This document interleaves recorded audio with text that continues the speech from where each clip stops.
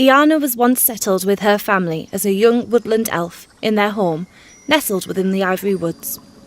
An ancestral and ancient forest, she grew up belonging to the Druid Circle of the Moon. She knows these lands like the back of her hand, under every hill and over every tree.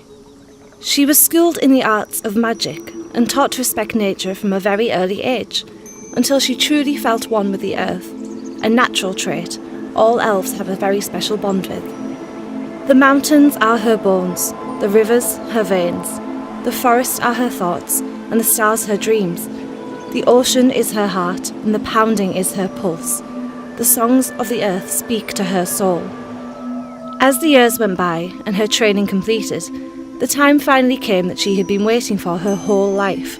A ceremonial day of significant importance to all Druids, the communion of the earth, where the elders would induct the next generation of Druids that would take their place in protecting the lands of the earth and its inhabitants.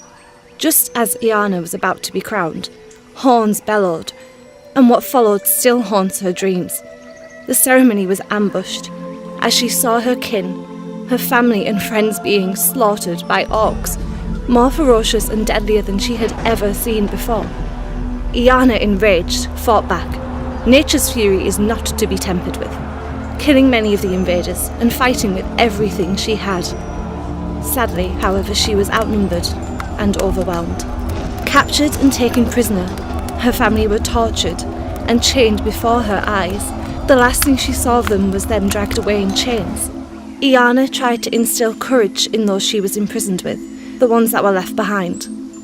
She started to sing her people's lullaby, to give hope to those around her. The same lullaby her parents would sing to her as a child. It would help her in times of sorrow. An orc that was smaller and looked different from the rest stood before them, and as they began to sing, Iiana looked into the orc's eyes. She swore she saw him shed a tear. Something in this orc was unlike the others. He set the elves free, which surprised her, and she took this opportunity and fled into the forest, seeing her people to safety. But something within her would not let her leave. She had to go back and see if she could aid any more of her people, no matter the consequences, even if it meant her life. She snuck back into the camp and saw the orcs beginning to leave her village, burned and left in ruin. As she scavenged through the rubble, she found the orc that saved her, beaten and bloody, the life pouring out of him.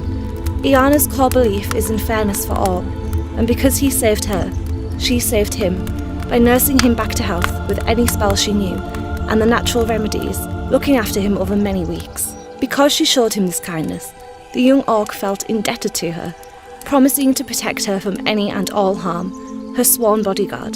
They would become an unlikely duo, and work together to do everything in their power to gain their revenge. The first thing that comes to Iiana's mind is travelling to her cousins, who live on the Isle of Arran. But to do so would first mean gaining passage on a ship. So they make their way to the port town of Midvale.